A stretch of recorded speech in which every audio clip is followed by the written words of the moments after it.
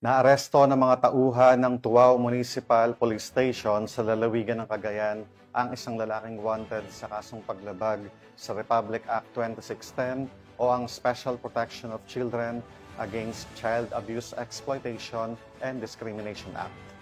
Ang pagkakadakip sa suspect ay bahagi ng pinaigting na kampanya ng PNP laban sa mga wanted person, lalo na ang mga sangkot sa krimen na may kinalaman sa karahasan at mga abuso sa mga kabataan. Patrolwoman Janet Balad sa report. Naaresto ng mga tauhan ng PNP Tuaw ang isang lalaki na wanted sa kasong pang-aabusong sexual sa isang minor de edad matapos ipatupad ang warrant of arrest sa bayan ng Tuaw nito lamang ka-22 ng Agosto taong kasalukuyan.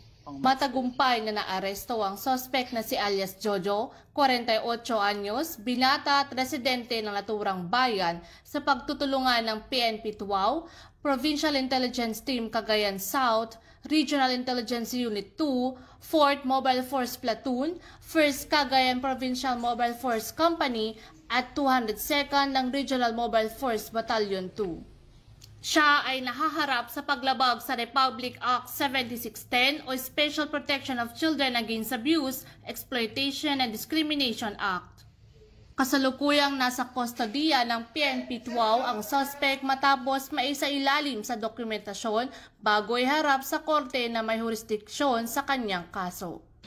Mula dito sa Lambak ng Cagayan, ako ang iyong PNN correspondent, Patrolwoman Janet Balad, alagad ng batas, tagataguyod ng Balitang Pulis.